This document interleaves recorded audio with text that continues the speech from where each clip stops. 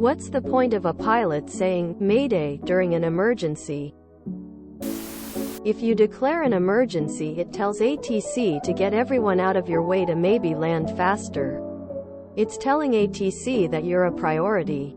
If you're in uncontrolled airspace and you declare an emergency, then other planes can help transfer locations or instructions if they happen to be in range of you. And in range of a tower. You don't have to be actively crashing to use Mayday or Pan-Pan. It can be used for many situations that are considered emergencies that give you priority over everyone else. Movies are not real life. Also, fun fact, Mayday comes from French mayday, which means, "help me." But if your plane is engulfed in flames, nosediving, or otherwise experiencing an unsurvivable emergency, what does saying, "Mayday," even do? For one, you never just give up. Second, a plane crashing to the ground will pose a danger to those below. The emergency signal is also to protect others, not just save the plane. Planes are usually constructed in a way that you can land them safely, even in a major emergency. Sure, if your plane can't be saved, Mayday won't help you, but with most Mayday calls, you call the ATC to attention, so they get everything out of the way and bring you to a runway where emergency personnel is able to help you and rescue whoever survives. TLDR. Communication is key when you're 30,000 feet in the air flying a heavy metal tube. Even if that communication comes down to, "We're boned. Get the fire engine ready because we're about to go up in flames." Most of the other people answered pretty well. But to answer your question a bit further, everything that goes on in the air should be communicated to the ground. Especially any potential problems. Many times, something can be done. Whether that be clearing a runway for a landing, informing emergency services about an incoming crash, or even solving the problem entirely by talking it through with engineers. There have been a few instances in which planes can come up and help planes in distress.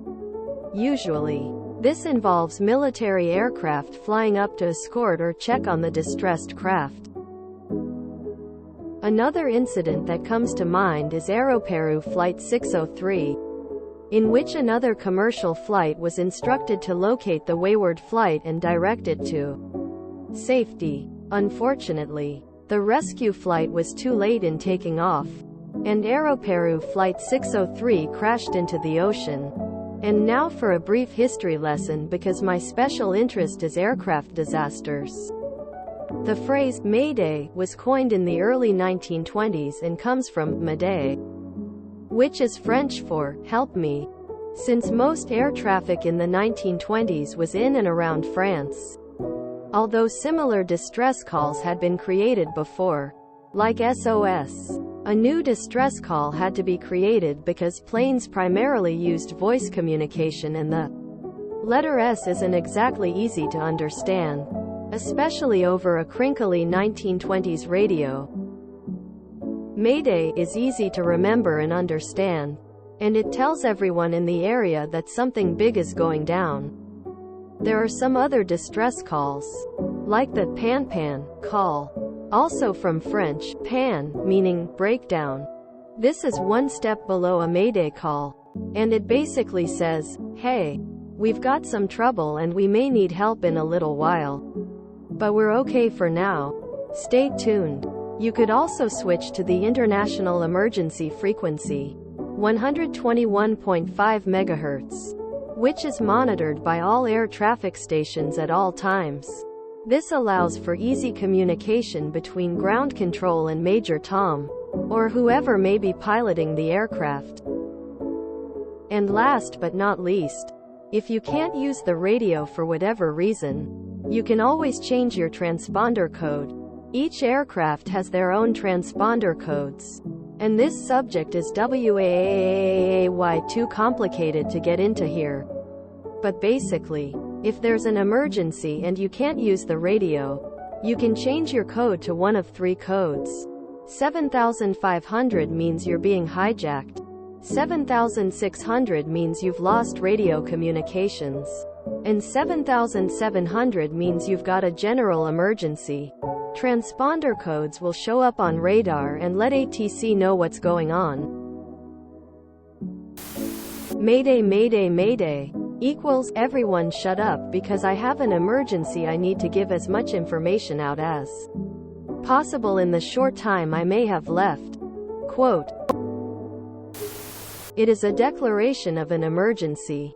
As in, take this seriously, and prepare as best you can for me. And to clear non-essential conversation and talking over her important communication. Airplane emergencies rarely are just airplanes falling out of the sky. If you are legitimately crashing out of the sky like a Hollywood movie, you are pretty much just letting search and rescue know where they need to go to find the crash.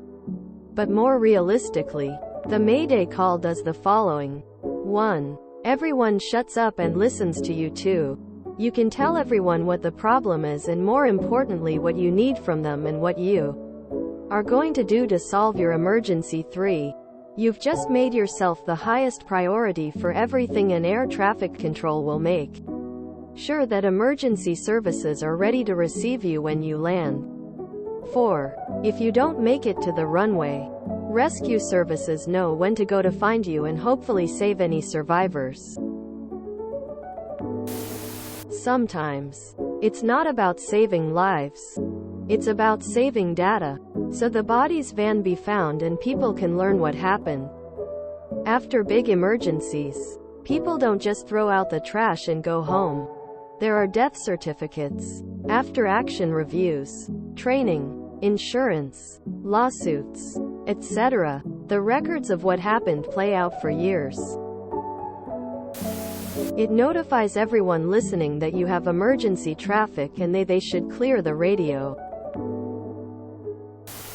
For example, you are triggering survivor rescue. Adding to this, but if you need to make an emergency transition on a busy frequency, you don't want people talking over you with mundane and routine requests. If someone says Mayday, everyone else knows to shut up and listen. Think of the difference this could make in a busy airspace like Houston or New York on a busy day. I'm not a pilot, but I used to dispatch for fire department, and Mayday is an emergency call-out with policies attached that all fire personnel knows about. When a firefighter calls Mayday, it immediately tells everyone to be quiet unless it's emergent, and the firefighter calling the Mayday has the radio air to explain the situation.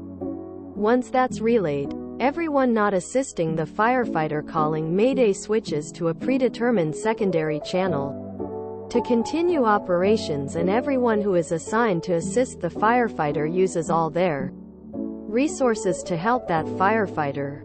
From what operations I helped with the airport fire department, when a Mayday is called while the plane is still in the air, they have plans already in place based on the situations that could happen to inbound flights.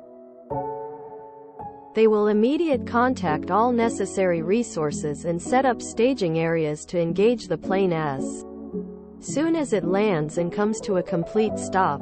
If mass casualty is expected, we will have multiple ambulances on standby, and all the area hospitals will be notified to be ready for an influx of patients. You actually didn't list anything that is unsurvivable if you get the appropriate help. And we do not train people to decide they can't survive. We train them to survive at all costs. It also brings things to other people's attention so that they can prepare to minimize damages. Worst case scenario. Mayday got its start as an international distress call in 1923.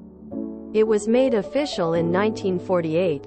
It was the idea of Frederick Mockford, who was a senior radio officer at Croydon Airport in London. He came up with the idea for Mayday because it sounded like the French word mayday, which means help me. Mayday equals everyone shut up, I'm having an emergency. If you enjoyed this video, please check out our playlists full of similar content. Epic Ericast is like doom scrolling for your ears. Please like, share, and subscribe.